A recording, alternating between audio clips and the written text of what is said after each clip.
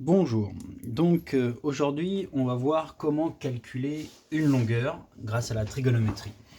Donc deux types de longueurs qu'on va pouvoir calculer. On va voir, on commence par procéder de la même manière que pour calculer un angle. Donc première chose, on détermine le triangle qui est rectangle. S'il n'est pas rectangle, comme Pythagore, on ne peut rien faire.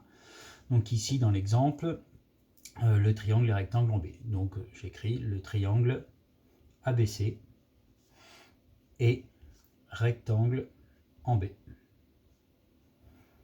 Ensuite, pareil que dans la première manière, je dois déterminer la formule que j'utilise. Donc pour ça, j'écris SOHCAHTOA et je regarde ce que je connais. Donc il faut peut-être déjà que je mette ce que je connais. Donc je connais la longueur AC qui mesure 7 cm, donc c'est l'hypoténuse, et je connais l'angle BAC qui est ici, qui mesure 30 degrés. Et ce que je ne connais pas, ce que je recherche, c'est la longueur AB. Donc la longueur AB, je lui mets un point d'interrogation. Donc pareil, je vais surligner en vert ce que je connais.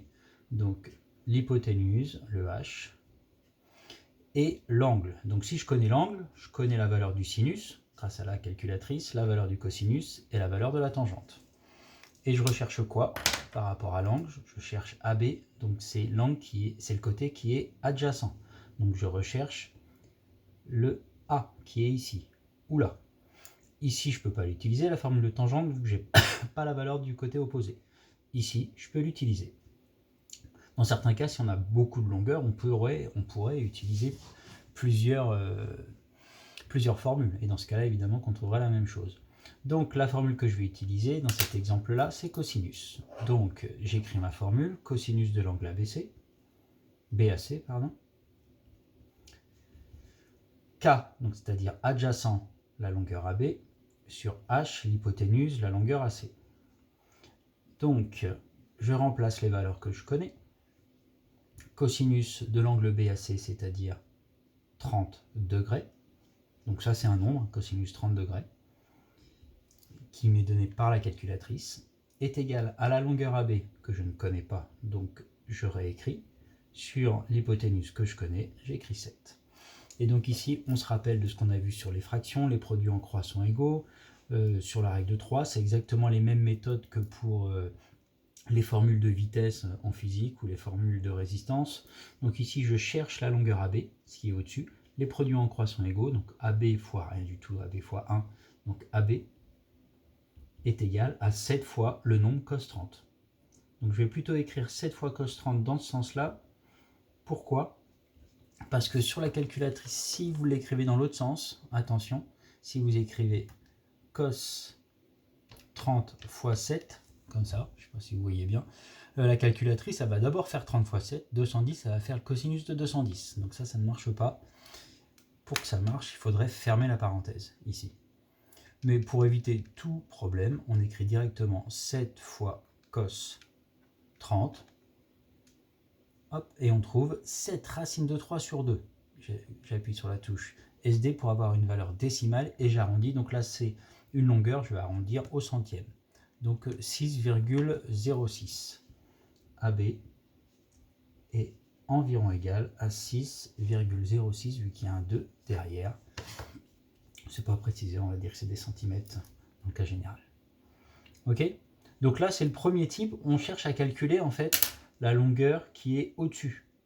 Le deuxième type, c'est exactement pareil. J'ai fait deux types parce que vous avez du mal avec les produits en croix. Mais c'est la même chose, hein. On utilise les produits en croix. Donc dans le deuxième exemple, hop, je fais la même chose. Donc la longueur BC qui mesure 5, l'angle BAC qui mesure 25 degrés cette fois, et je cherche la longueur AC, c'est-à-dire l'hypoténuse. Je rappelle que le triangle, donc il porte le même nom, ABC, est rectangle en B. Ma formule, je vais la choisir en utilisant SOHCAHTOA. Donc je connais l'angle, donc je connais la valeur du sinus, la valeur du cosinus et la valeur de la tangente. Je connais 5 qui est le côté qui est opposé à 25 degrés. Donc je connais le O aussi. Donc, je cherche quoi? Je cherche AC qui est l'hypoténuse. Je cherche cette longueur-là. Donc, ici, je ne peux pas utiliser cosinus vu que je n'ai pas le côté adjacent. Là, je vais utiliser sinus dans mon cas. Donc, j'écris sinus de l'angle BAC est égal au opposé, c'est-à-dire BC, sur H hypoténuse, c'est-à-dire AC.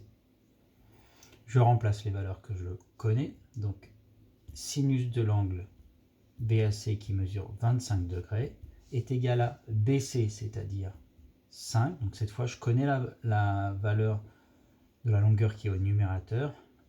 Et AC, je ne connais pas. Je cherche le dénominateur.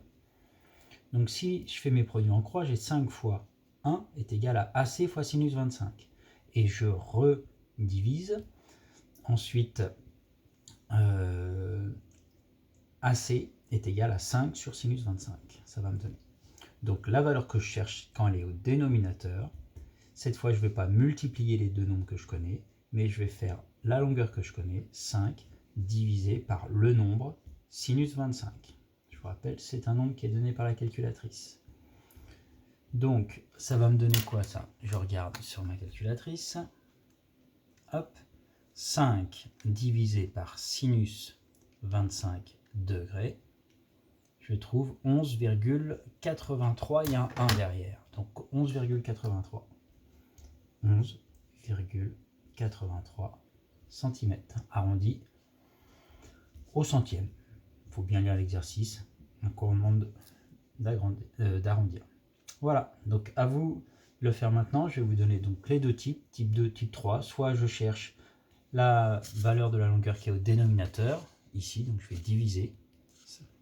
Donc la longueur par le sinus, cosinus ou tangente, ou soit je cherche la valeur qui est au... c'est où? Ah, je l'ai mise derrière. Ah oui, elle est là. Hop là, pardon. La valeur qui est au numérateur, et donc cette fois, je multiplie la longueur par cosinus, sinus ou tangente, ça dépend. Ok, à vous, bon courage.